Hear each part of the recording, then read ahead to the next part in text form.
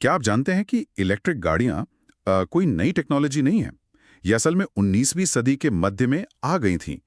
लेकिन आज हम सिर्फ बिजली से चलने वाली गाड़ियों की ही नहीं, बल्कि उन गाड़ियों की भी बात करेंगे जो खुद सोच और देख सकती हैं। बिल्कुल।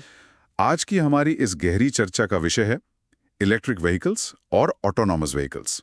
हम ये समझेंगे कि ये कितने प्रकार के होते हैं और सेल्फ ड्राइविंग कार्स की दुनिया में ऑटोनॉमी के 6 लेवल्स का क्या मतलब है। बिल्कुल। और हमारा लक्ष्य है कि हम इन दोनों कॉन्सेप्ट्स को बहुत ही सरल तरीके से समझें। हम देखेंगे कि AEVs और PHEVs में क्या बुनियादी फर्क है और ऑटोनॉमी के लेवल्स में वो कौन सा एक महत्वपूर्ण पड़ाव है जहां जिम्मेदारी इंसान से मशीन पर चली जाती है। ये समझना ट्रांसपोर्ट के भविष्य के लिए बहुत जरूरी है। तो चलिए शुरू से शुरू करते हैं। एक इलेक्ट्रिक व्हीकल या ईवी आखिर होता क्या है? देखिए, सरल शब्दों में एक EV आगे बढ़ने के लिए, प्रपल्शन के लिए एक या एक से ज्यादा इलेक्ट्रिक मोटर्स का इस्तेमाल करता है। और आज के मॉडर्न EVs की सबसे बड़ी पहचान ये है कि उसे चार्ज करने के लिए बाहर के किसी पावर सोर्स से, जैसे कि ग्रिड से, प्लग इन किया जा सकता है। तो ये कितने तरह के होते हैं? मतलब मेन कैटेगरीज क्या है? हाँ, इन्हें हम मुख्य रूप से 2 कैटेगरीज में बांट सकते हैं। ओके। पहली है AEVs यानी ऑल इलेक्ट्रिक व्हीकल्स। अच्छा, जो पूरी तरह से बिजली पर चलती हैं। बिल्कुल। इनकी सारी एनर्जी बैटरीज में स्टोर होती है। ये जीरो पेट्रोलियम इस्तेमाल करती हैं और इनके टेल पाइप से कोई एमिशन नहीं होता। जैसे बैटरी इलेक्ट्रिक व्हीकल्स माने BEVs और fuel cell electric vehicles FCEVs वो इसी कैटेगरी में आते हैं। और इनकी रेंज, मतलब एक बार चार्ज करने पर कितना चलती हैं? आमतौर पर 125 से 160 किलोमीटर तो चलती ही हैं। हालांकि कुछ लग्जरी मॉडल्स अब 400 किलोमीटर से भी ज्यादा जा सकते हैं। ठीक है, तो ये हुई पहली कैटेगरी। दूसरी कौन सी है? दूसरी है PHEVs यानी plug in hybrid electric vehicles. Plug in hybrids. हाँ, इन्हें एक्सटेंडेड रेंज इलेक्ट्रिक व्हीकल्स या ERF भी कहा जाता है। आप इसे एक तरह की ब्रिज टेक्नोलॉजी समझ सकते हैं। ब्रिज टेक्नोलॉजी मतलब पूरी तरह इलेक्ट्रिक होने की दिशा में एक बीच का रास्ता। ये छोटी दूरी के लिए, मान लीजिए 6 से 40 मील, बैटरी का इस्तेमाल करती हैं और जैसे ही बैटरी खत्म होने लगती है, ये अपने आप पेट्रोल इंजन पर स्विच हो जाती हैं। एग्जैक्टली। इससे रोज के कामों के लिए बिजली और लंबे सफर के लिए पेट्रोल का बैकअप, दोनों की फ्लेक्सिबिलिटी मिल जाती है। इसे याद रखने का कोई आसान तरीका, कोई एनालॉजी शायद? जरूर। आप एक EV को एक मोबाइल फोन की तरह समझिए, जिसे आप रात में प्लग इन करते हैं और वो पूरी तरह उसी स्टोर्ड चार्ज पर चलता है। ओके, ये तो आसान है। वहीं एक PHV एक ऐसे लैपटॉप की तरह है जिसके साथ एक बैकअप बैटरी पैक है। पहले वो अपनी इंटरनल बैटरी इस्तेमाल करता है और उसके खत्म होने पर दूसरे पावर सोर्स पर काम करने लगता है। ये तो EVs की बात हुई, बहुत अच्छे से समझ आया। अब ऑटोनोमस व्हीकल्स पर आते हैं। ये सेल्फ ड्राइविंग कार का कॉन्सेप्ट क्या है? एक ऑटोनॉमस व्हीकल, जिसे आप रोबोटिक व्हीकल भी कह सकते हैं, उसे बिना किसी ह्यूमन ऑपरेटर के एक जगह से दूसरी जगह जाने के लिए डिज़ाइन किया जाता है। ये अपने आसपास के एनवायरनमेंट को सेंस करने के लिए रेडार, GPS और कंप्यूटर विजन जैसी टेक्नोलॉजीज का इस्तेमाल करता है और बिना किसी इंसान के इनपुट के नेविगेट करता है। लेकिन क्या सभी सेल्फ ड्राइविंग कार्स एक जैसी होती हैं? मैंने सुना है कि इनकी क्षमता के अलग-अलग लेवल्स होते हैं। बिल्कुल सही।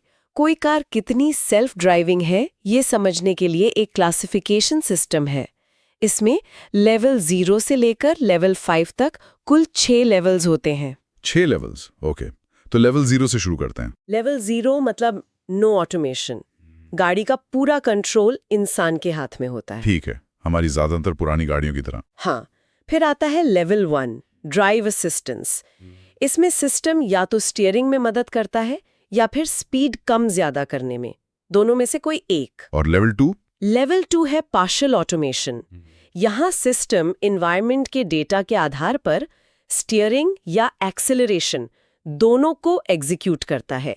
लेकिन, और ये बहुत जरूरी है, ड्राइवर पूरी तरह से कंट्रोल में रहता है और हर वक्त निगरानी रखता है। अच्छा, तो जिम्मेदारी अभी भी ड्राइवर की ही है? पूरी तरह से। अब आता है लेवल 3, कंडीशनल ऑटोमेशन। यहीं से चीजें दिलचस्प होने लगती हैं। यहाँ सिस्टम सारे ड्राइविंग टास्क्स खुद करता है। लेकिन लेकिन अगर सिस्टम को जरूरत महसूस हो तो वो ड्राइवर को कंट्रोल लेने के लिए कह सकता है और ड्राइवर को तैयार रहना पड़ता है। ओके, तो ये एक तरह का हैंडओवर है। बिल्कुल। फिर है लेवल 4, हाई ऑटोमेशन। इसमें सिस्टम कुछ खास परिस्थितियों या मोड्स में सब कुछ खुद संभालता है, भले ही ड्राइवर कंट्रोल लेने की रिक्वेस्ट पर रिस्पॉन्ड न करे। मतलब ये ज्यादा इंडिपेंडेंट है। बहुत ज्यादा। और आखिरी में है लेवल 5, फुल ऑटोमेशन। एक ऐसी गाड़ी जो हर तरह के रास्ते और मौसम की परिस्थितियों में खुद ड्राइव कर सकती है, ठीक वैसे ही जैसे एक इंसान कर सकता है।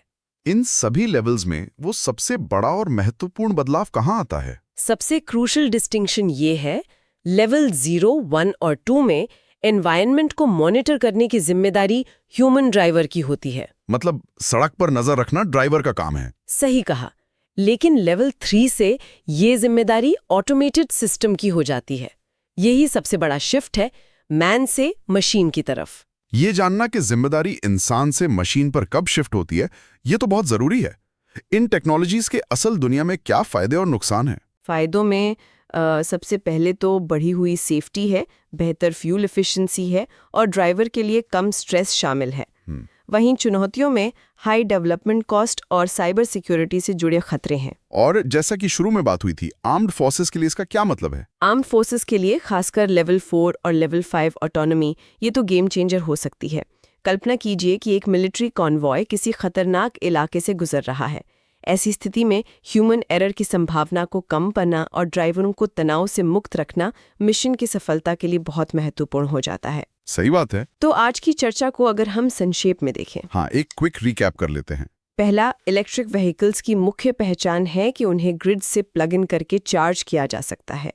दूसरा, एवीएस सिर्फ बिजली पर चलती हैं और इनसे कोई टेल पाइप एमिशन नहीं होता, जबकि PHEVs या EREVs में एक बैकअप पेट्रोल इंजन होता है। राइट। सबसे बड़ा बदलाव लेवल 3 पर आता है, जहां एनवायरनमेंट की निगरानी की जिम्मेदारी इंसान से सिस्टम पर शिफ्ट हो जाती है। बहुत बढ़िया। ये सब जानने के बाद सुनने वालों के लिए एक विचार छोड़ जाते हैं। हमने सीखा कि लेवल 3 ऑटोनॉमी कंडीशनल है, यानी सिस्टम के कहने पर इंसान को कंट्रोल लेना पड़ता है।